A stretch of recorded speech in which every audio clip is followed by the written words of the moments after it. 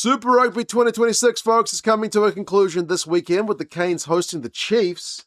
But how has the season been overall? Is it better or worse than last year?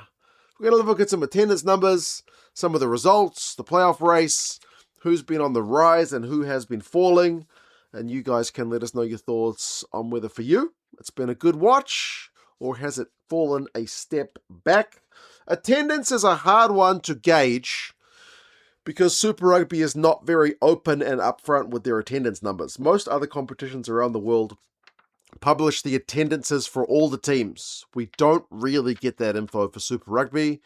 Even back in the old Super Rugby days when the South African teams were still here, in the later years, we weren't getting full attendance numbers. I think because they don't want us to fully see the picture. I mean, they say that there's logistical issues with getting the attendance numbers. I don't really buy it. I feel like they just don't want you to be able to track the ups and downs of the attendances. They did have the CEO of Super Rugby on the DSPN, I think last week, and he said the New Zealand attendances are up about 10%, and the Aussie ones are either steady or declining slightly. Don't quote me on that. Go watch the episode yourself. But from what data I could find, the attendances are up in 2026 to about an average of 14,000, up from 12,000 last year. But a big chunk of that is Super Round in Christchurch. We had 3 days of all sold out games in that beautiful new stadium down in Christchurch. So I feel like that's the big difference maker. Otherwise, it seems like the attendances are pretty steady. The New Zealand sides all tend to get over 10,000 fans a game. I think New South Wales and Queensland tend to as well. The Brumbies and Force tend to get slightly smaller attendances. Moana's ones are a bit of a mystery because they're always hopping around from different stadiums. And the Drua always get a great crowd. Probably the best crowds in Super Rugby, just in terms of like, look at those crowds. They look like a great atmosphere. So attendance numbers, I think technically up, but practically probably steady. But that's just my take on it from what limited information we can gather about it. Obviously, Christchurch is the best news story there. Results-wise, the average score in a Super Rugby game is still pretty similar from last year. It's about a 36 or 37-21 result. But interestingly, this year, the number of close games is down and the number of blowouts is up. I'm talking a close game is what finished within 7 points. So a losing bonus point game. Like that's a game where right down to the last minute, the losing team still had a potential chance to tie it up and maybe go into overtime. That's a close game. We had 32 of them last year and only 25 of them this year. So it's down to about a third of the games were close. So that means every other game, so 2/3 of the games, come the final minute, it's pretty much already decided. And the number of blowouts went up by about 5. So I'm talking a blowout as like a 20-plus point win. Like it's a bit of a hiding. So went from 22 to 27. So up to just over a third of the games were blowouts. So it's kind of a third, almost, which is up from last year, unfortunately, in terms of the blowouts being up and the close games being down. A third of the games are close. A third of the games are not close, but not a hiding. And then another third are hidings. Big drivers in that are because we saw some teams rise and fall. Moana plummeted from last year. Moana was one of the great storylines of the 2025 season.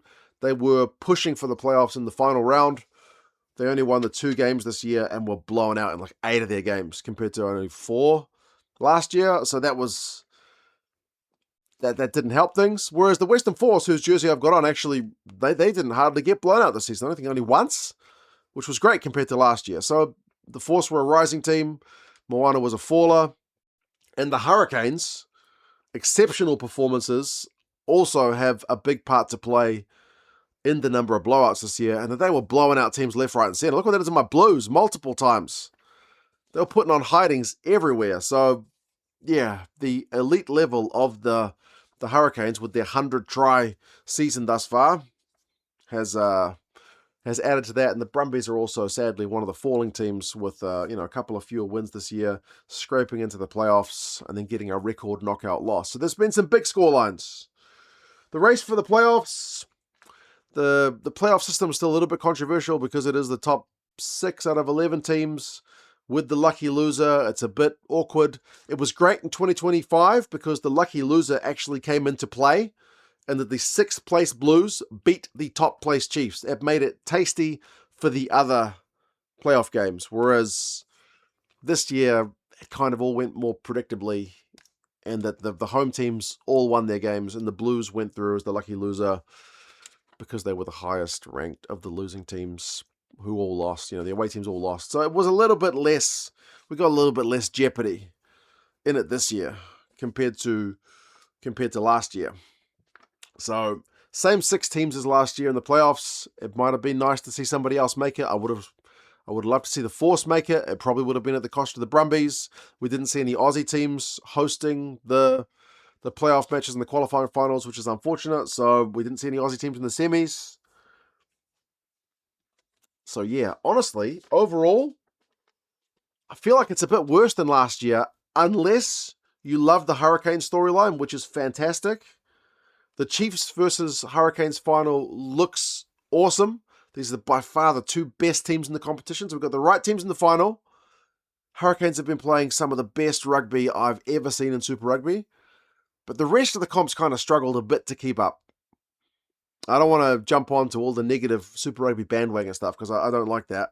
I try to look at it practically. Super Round was awesome, and the Christchurch Stadium is awesome. Those are, I feel like, your best news stories. The Force, if they'd made it, would have been icing on the cake, but not quite. But, yeah, more blowouts, fewer close games. No Aussie teams really in it this year. There's a few concerning factors. Moana, it's their last season. They're done. They've got no money left. So, yeah.